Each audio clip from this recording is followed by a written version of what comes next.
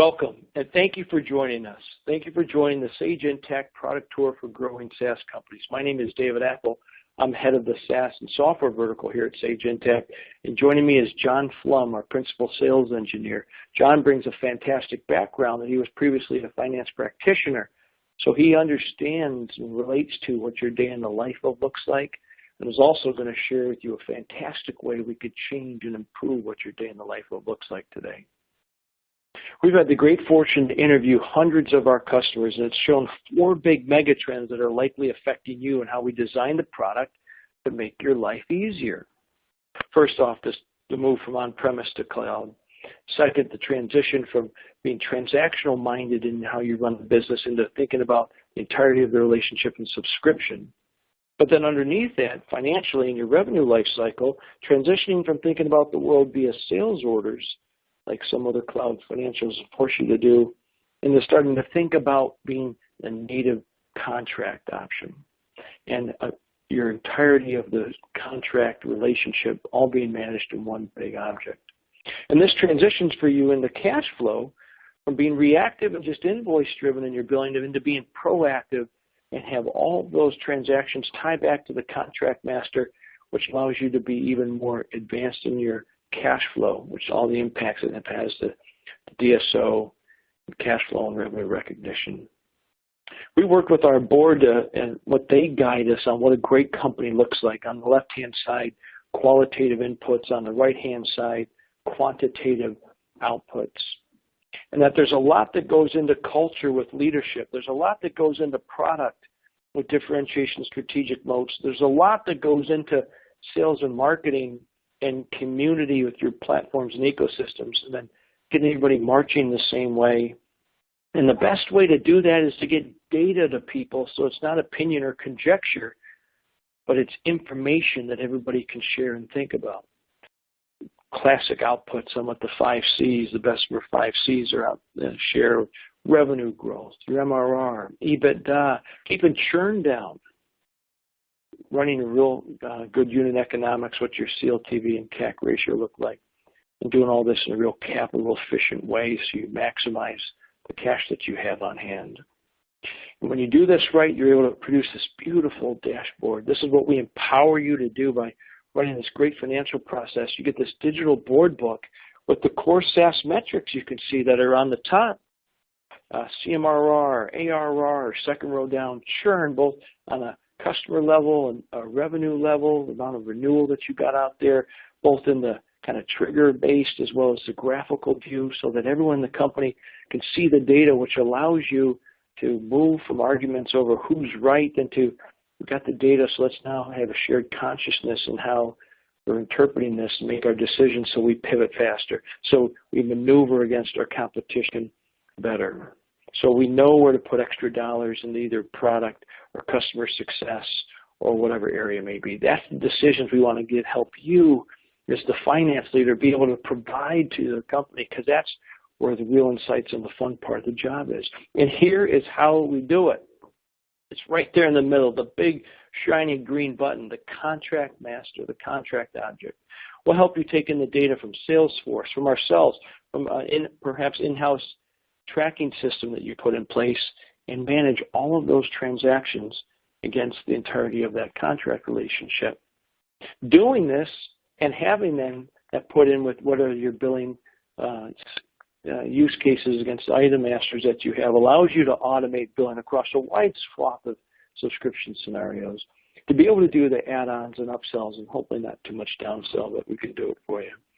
And then at the line item level, automate the revenue recognition and the expense amortization, which is a big part of having you be compliant with ASC 606. And when you do this, because you've got that contract object in there, that's what lets you just see into the future on understanding, based upon the term length of the contract you have, what is the billing forecast, the revenue forecast, and the cash forecast.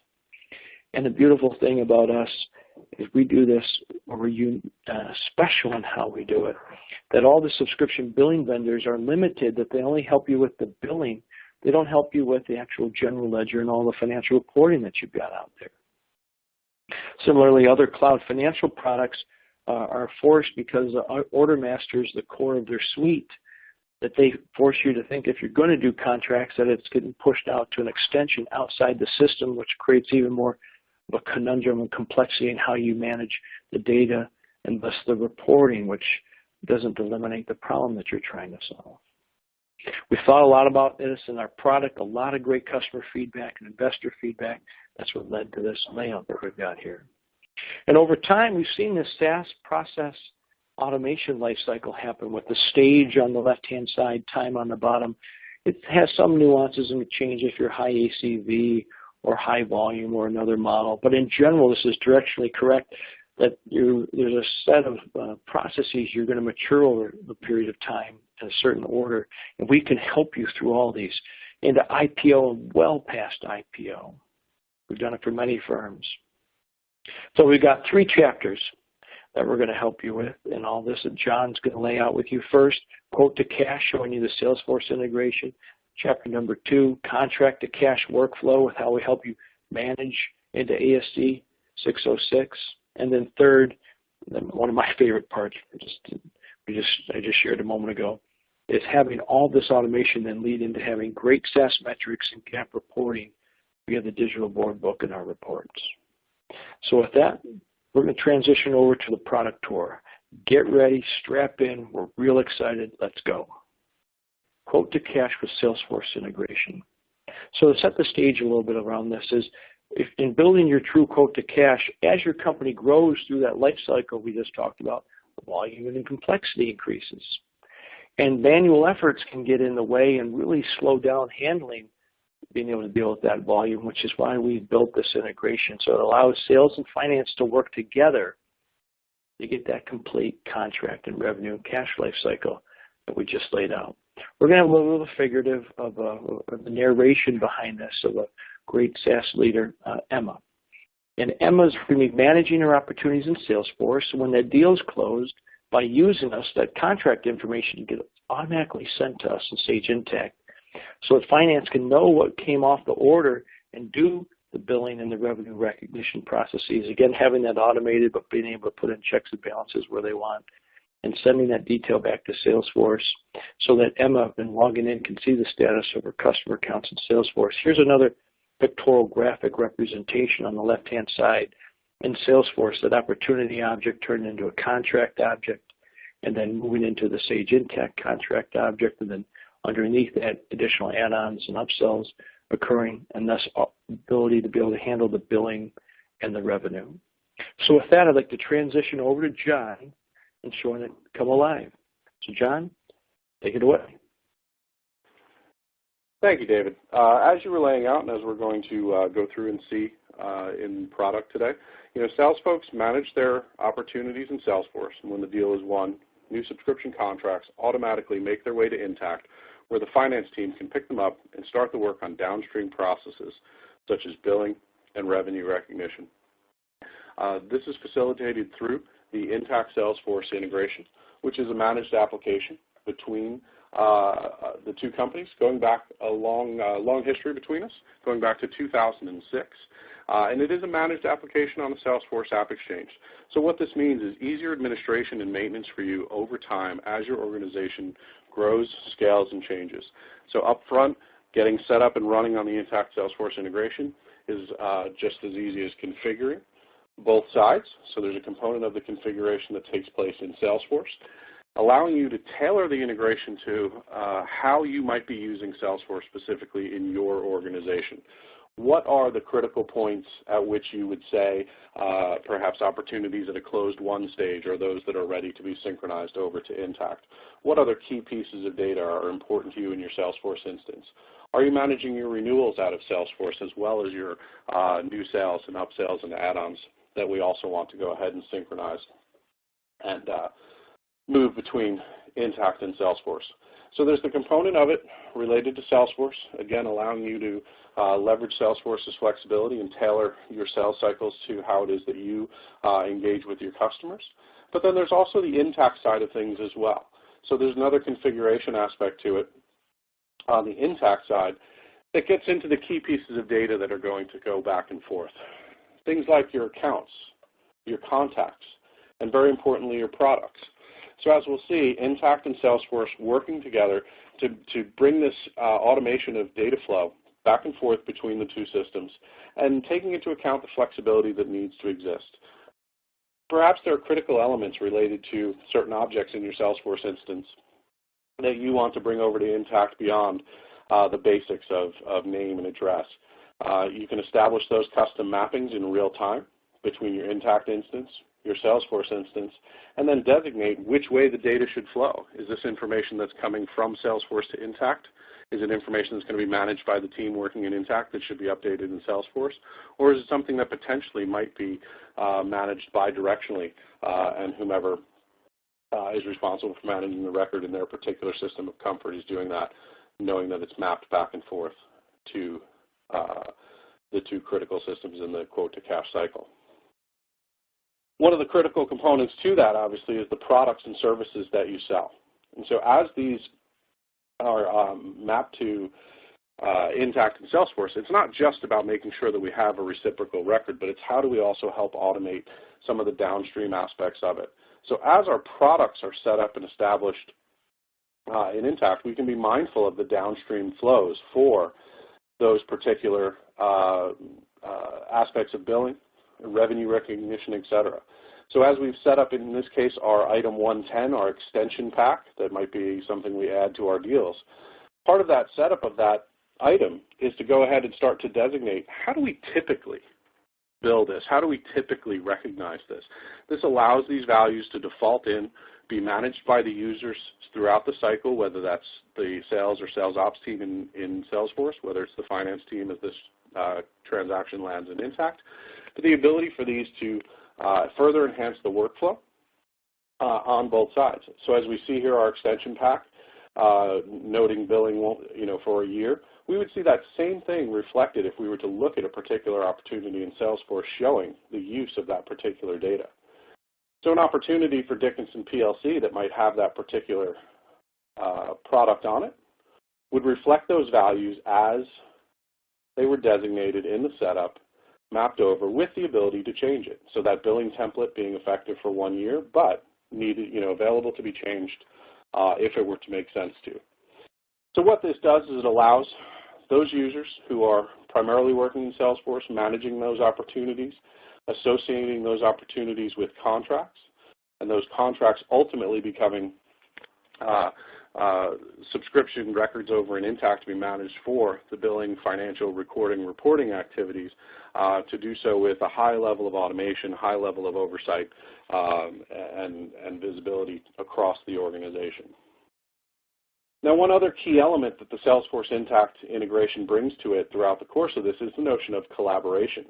So as different users might be looking at different components within Salesforce. So in this case, we have another rep in our organization, Max, who's taking a look at his account for Burlington Textiles. We start to see the visibility that we get across both platforms. The ability for Max to look at Burlington and see the opportunities, see the contracts that have been created, and then also Intacct feeding the information back as we go through the process of invoicing and receiving payments from our customers. So the ability for these users to see and work with this data. So Max might actually go ahead and pull up that invoice record as it was fed back from Intacct. He has the ability to obviously see the status, go ahead and take a look at the details of this invoice, or if needed, even print a copy of it that he can send out to his customer if in fact they were to need one, or he needed it to uplift a conversation that he's having about status of the account, opportunities for upsell or cross-sell. It now becomes a self-service prospect for that rep to do themselves. But they also might have some collaboration with others in the organization, and this can happen across platform as well. So if we were to go ahead and take a look, we might see that Emma and Max have had a conversation about this invoice where Max lets Emma know that the customer requested a copy and he sent it over, taking care of it directly out of Salesforce. Emma might see this and participate in this through Salesforce, but she's also able to do so directly through her Intacct Collaborate function. So we would see all these collaborative messages viewed back and forth between Salesforce and Intacct, allowing both sides of the organization to work together seamlessly, and work collaboratively to get the job done better and faster. David, I'll turn it back to you. Fantastic. That's a great layout on how that comes together. And for those of you, thank you for listening as we transition off of what John just shared on quote-to-cash integration to now to Chapter 2, contract to cash, and including how that we enable you to handle your ASC 606 revenue recognition. So on contract-based accounting, there's these three things that we talked about, the megatrends at the beginning. The shift from being order-based in your accounting to contract-based in your accounting. That reflects the move from thinking about things just in terms of transactions to ongoing customer relationships, both in how you bill, but then also in how you support and how you bring them customer success and the value that they've got. And by being contract-centric in your accounting, it makes it easier for you to see what your customers have bought and to recognize that revenue over time, compliance with ASC 606, which in turn then gets you the proper valuation as you're going out and fundraising. We're going to continue our narrative with Emma, because in Emma's case, in this metaphor that John's showing in the product, is managing pricing and billing used to be very challenging and time-intensive because it was all done manually. But now Emma will be able to use Sage Intacct's flexible price list to create these pricing models across several different types of use cases that she may want. In this particular case, she signs the price list to a contract, and the system ensures that the invoicing is accurate because we've set up the billing against that item master, and then the rev rec against the billing in that item master. So let's jump in, and we're going to transition back over to John here for Chapter 2. Let's see how Emma handles pricing and billing in more detail. John?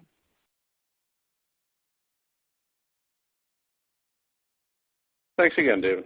So as we go ahead and pick things back up, what we'll see is the Intacct processes for helping manage subscription and contract-based organization. So Sage Intacct's native contract object allows companies to make the switch from a transaction-based workflow to an object-based workflow.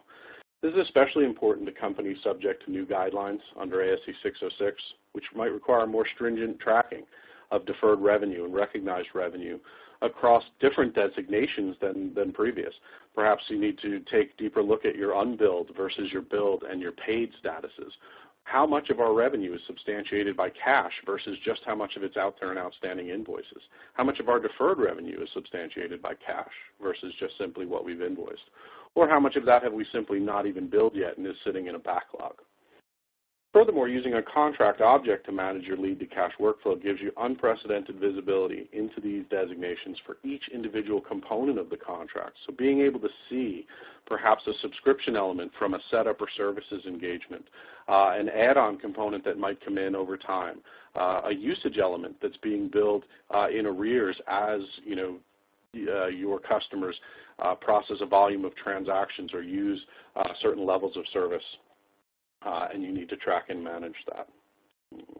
All of this simultaneously records all the relevant transactions into two separate books in Intacct, side by side, managing today's accounting guidance, as well as the treatments under future ASC 606, side by side, and the ability to dual report, the ability to see that information in real time comparatively as you go ahead and navigate the transition from ASC 605 to 606.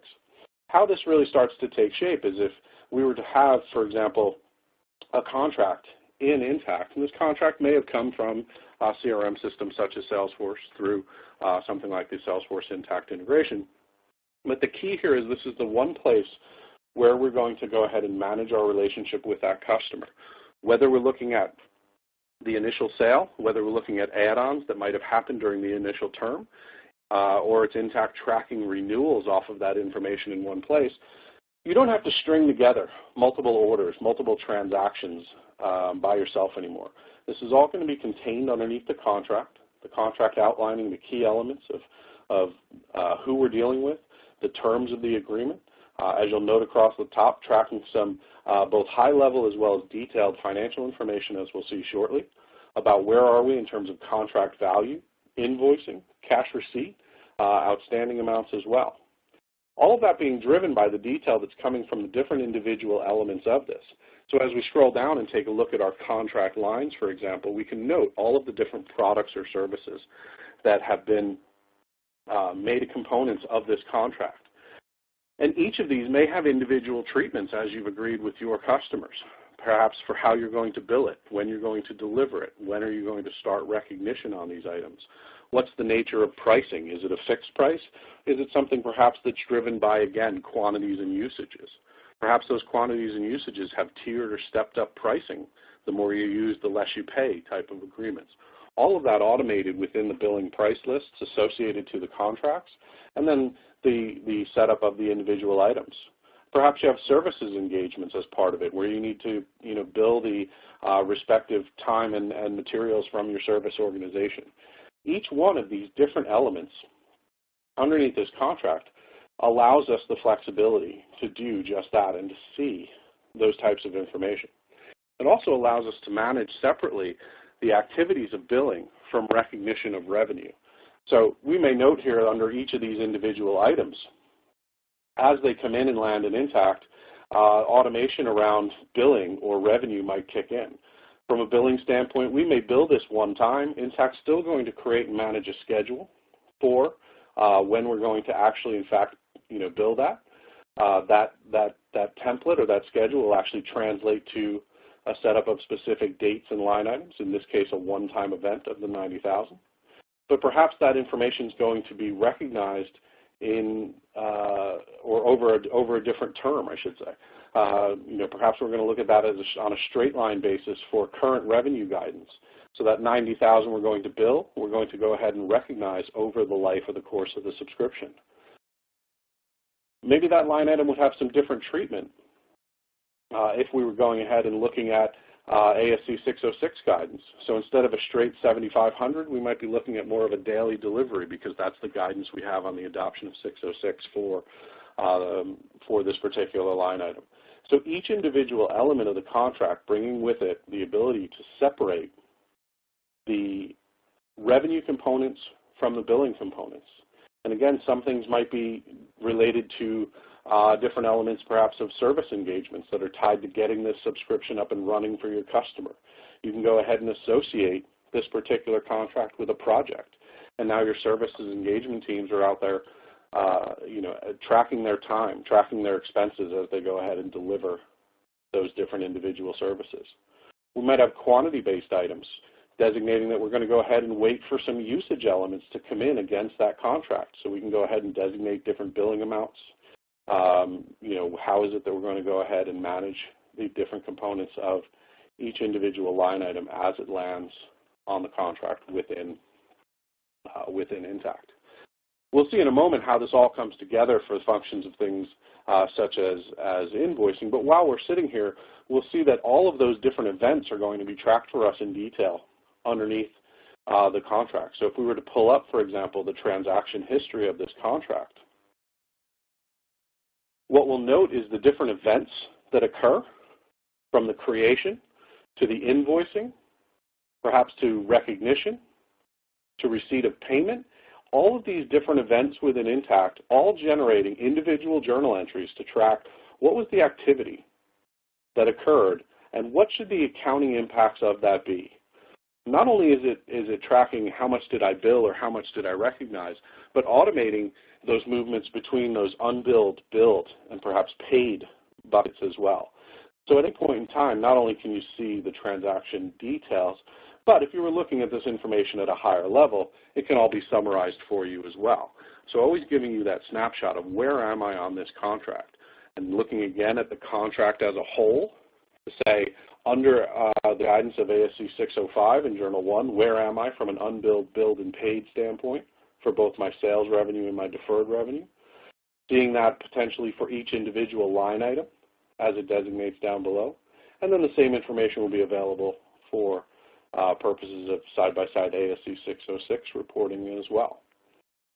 All of these entries are automated throughout the process. At no point are you taking spreadsheet data that you've been managing offline and translating that into journal entries.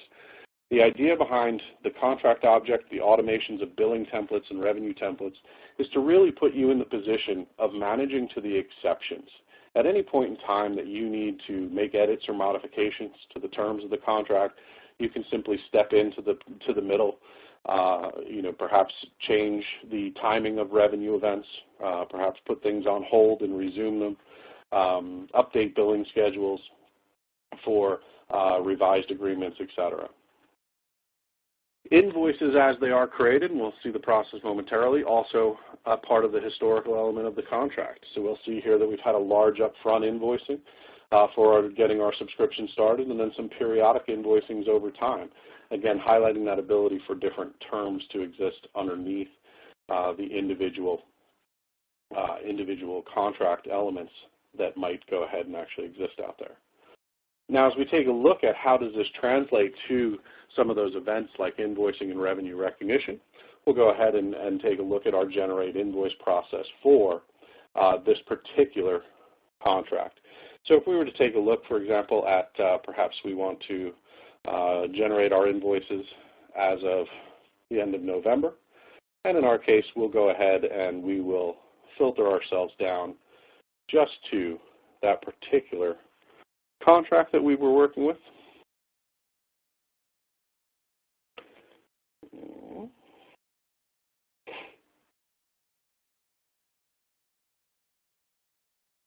So we have our Vertex subscription contract. So what Intacct will do based on this information supplied to the invoicing process is allow you to go out and see what's coming through and available to bill. So as we go ahead and initiate the preview for this particular contract and all of its different elements underneath it, Intacct will go out, take a look at those different billing schedules, perhaps take a look at the projects and see if there's any time or associated expenses to be invoiced. Look and see if any usage information was uploaded for quantity-based items or transaction-based items that need to go ahead and be billed. And so we'll see here in this case we have a total of $15,932.48 in total to be invoiced, but we can drill down on that and go ahead and get an even deeper breakdown. As we go ahead and drill down into that, Intacct shows us where all those different billing components are coming from. So all of this in one place, regardless of what the source is. A subscription-based item that we're simply managing to a schedule versus usage items where we went ahead and perhaps uploaded individual quantities, and those quantities bounced off of individual pricing models. So in this case, we see some tiered pricing coming into play. So for our total number of units that were supplied, 50 of them were included in the base price of the subscription, and the additional items above that 50 are priced out at their respective values, 9 at 100, 10 at 75, 20 at 50. We see that our services team has been actively working on the project to get our customer up and running or perhaps add in a new custom element for them. So we see that Nick and Chuck have been out there expending time across the billing period, and that needs to be passed through and priced and invoiced. Perhaps they incurred some expenses while actually going ahead and delivering those services. So all of these different elements simply here and available for us to go ahead and quickly and easily turn into an invoice out to our customer, automating the workflow further, sharing that information perhaps with Salesforce or CRM organization, and of course making all of the associated entries for invoicing and revenue along the way. As you think about all of that information on an individual contract, it's not uncommon for folks to start thinking about, looking at particular individual elements of all of your contracts across time. So perhaps thinking about forecasting. Well, how do I know when I'm going to bill all of my different customers? How do I know what revenue I'm going to recognize? How can I perhaps, see that information for today's revenue guidance of ASC 605 versus ASC 606? This is all going to be available for you in individual reports that can be delivered out into dashboards. So taking a look and seeing, when are we expecting to recognize the revenue for all of the different components and different contracts, sorting across Intacct's variety of dimensions. We're looking at this perhaps by customer, by product, by territory, by sales rep, any of those individual values. So forecasting revenue, perhaps forecasting billing. When is it that we're going to send our invoices out the door and generate all these invoices to our customers? A critical item associated with that often gets lost in most of our competitive systems, the ability to actually forecast the cash to come in off those invoices. based on our terms and based on the billing schedules we have, Intacct can go ahead and identify for us when we might actually expect to receive some of that cash as well. So being able to see and forecast that information for revenue, for billing, for cash receipts, being able to look at our transition from ASC 605 to ASC 606, and again, leveraging those Intacct dimensions. So not just seeing numbers at a high level on an income statement or balance sheet, but being able to actually take a look at and see, maybe the different components that make up our revenue. Being able to see side by side, 605, 606, how would we look after the transition versus under today's current accounting guidance. So all of this information driving off the automations within Intacct. Your users not being bogged down in day-to-day data, spreadsheets, uploads of journal entries, recreation of data, but simply managing to the exceptions. The Intacct contract object has all of the information underneath it about your individual subscriptions, the components of those subscriptions, and now your users are sitting there able to carry out their day-to-day job more easily and efficiently because they're now managing the events on a day-to-day basis. I need to bill. I don't need to go out and find out what to bill and then bill. A big difference between managing the events and managing the data. So those are all the key elements that the Intacct contract object and our ASC 606 and 605 treatments bring to the SaaS and subscription world. Forecasting, insight, revenue recognition and billing automation, communication back and forth with your CRM system of record, and all done seamlessly and effortlessly. David, thank you. Turn it back to you.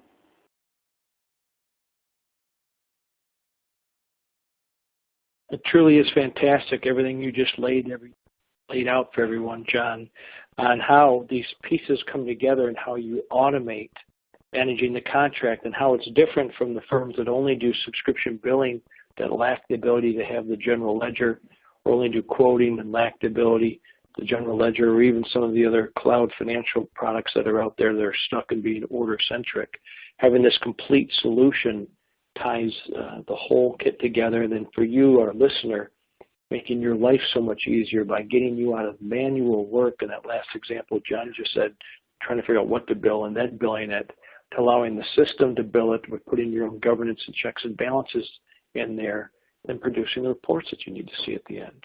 It's fantastic. Okay, let's transition over to Chapter 3, which is the SaaS metrics with the digital board book. This is that slide I showed up front. This is where it all comes together. By automating the processes upstream, you can count, and the fact that it's financial data, you can count on what you're seeing on the back end. So with our digital board book, you're able to see the SaaS metrics, just understand the health and performance of your subscription business. The beautiful thing here is it becomes a sense of shared consciousness that everyone in the company is seeing the same data, and then decision-making becomes even more fluid because we'll allow you to automatically calculate some of the 5 C's that are out there: monthly recurring revenue, MRR, churn, customer acquisition costs, and much, much more. Let's get back to our narrative on Emma. Emma's using the digital board book, and she's able to answer the questions posed to her by her board of directors. She's got the access to the critical SaaS metrics at her fingertips. And not only her, but her extended team. And not only you, but your extended team of people that need this information. And so when you're pressed for detail, you can drill down and have the data behind your decisions as opposed to conjecture or opinion. This is when companies really start to sing. So John, we're going to transition back over to you to show this last and final chapter of the product tour. All righty. So thank you again, David. As you were called out, the digital board book aggregates information from across all of your subscription contracts automatically, including new subscriptions, upgrades, downgrades, and cancellations. So you can spend more time digging into the numbers and gaining powerful insights instead of stressing out building inaccurate, out-of-date spreadsheets. We really believe that what this brings about dashboard-driven decision-making, right? Intacct's digital board book, along with Intacct's flexible and unprecedented dimension architecture and ways of looking at data, unlock information that was previously hidden. The world of dashboards should, of course, be able to tell us where we've been and where we are, right? Think about even your car today. It probably tells you how many miles per gallon you were getting. But what's really important is how much further do you have to go, right? Where do I need to get to? Where am I heading? And as you think about translating that to the business, where are we? What have we booked? How are we doing managing our churn? How are we doing managing our customer acquisition costs? Being able to look at not just the dollars and cents information, but statistical information, being able to look at things like our customer movements, perhaps tracking number of users, number of seats sold, being able to look at things, statistical measures like payback in months. How quickly are we making our money back that we're expending in the sales cycle? The Intacct Digital Board Book is bringing all of this automation directly to you. So it's not just about the information that you can pull off of your traditional GAAP financial statements, but as you think about that transition to the subscription economy and what that means for reporting and insights, it's no longer just about what do I have in revenue or what do I have in deferred revenue, because things like different cycles of managing revenue and invoicing with your customer agreements might go ahead and bring about important changes to that. Think about answering questions for folks, right? So now, you may be getting ready for your next board meeting and you anticipate questions about churn. The board perhaps wants to know, are there particular markets that you might be churning data in more than others? We can see here from a nice waterfall graph here that's breaking out all of our different components of revenue and CMRR from new to add-on to churn, with the ability for us to drill down and actually see that information. So as we go ahead and take a look at our churn information, we can see what are the components making up that churn? More importantly, though, to the board's question, are we doing better in certain markets or segments? Well, a quick and easy look down at this information tells us we're churning quite a bit in the small business segment. So Intacct's Dimensions, working alongside with the Intacct Digital Board Book, bringing unprecedented visibility and insight to your business and doing it seamlessly, doing it in real time. This information is as up to date as the latest sale that was closed and won, whether that was a new sale, an upsell, a renewal, or unfortunately perhaps even a churn or non-sale. So Intacct's Digital Board Book, bringing SaaS metrics to life for you across different performance cards, reports, graphing capabilities, as well as the rest of Intacct's key dimensions. Right, as you take a look, Intacct is flexible at how you want to look at your business. Are you driven by different territories or individual segments within the customers that you serve? Do you look at things based on market size or source of information? You'll see here Intacct's ability to take the exact same values, right, and slice and dice that same information a variety of different ways. Right? These are simply examples that might be part of what we see in the traditional SaaS world, but take those things that are important to you and replace them here. If territory isn't how you look at things in this way, but you look at geographies more globally, that's fine. This is simply an example to what the capabilities are. So the Intacct architecture for its flexible dimensions, the automation we bring through contract automation for managing subscription billing, subscription revenue, the insight that we give through the Digital Board Book, all completing the workflow for our SaaS customers, our SaaS and software subscription management-driven customers on the Intacct platform, making them better every day. David, back to you. Thank you. Thank you, John. This is truly where it all comes together for you as finance practitioners by leveraging all the automation to give this kind of fluidity and insight to the rest of the business team. And again, big difference being it's coming off of the financials, which are audited, which are clean, as opposed to limited to just only off the bookings. And this is the big difference maker for us. So that's the end of the product tour. We wanted to wrap up with a few places you can get some more information if you're interested in learning more. Come to our website, www.intacct.com, and download a trial. Or access one of our webinars to learn more information. You can also follow us at Sage Intacct or connect with us on Facebook. Also contact us directly. There's our 800 number, info@intacct.com. We'll get one of our great team to follow up with you. John and I and the whole team would like to thank you for joining us for this product tour. We hope it answered the questions you might have and spurred your interest with learning more how we can help you scale up your business. Thank you very much. Please have a great day.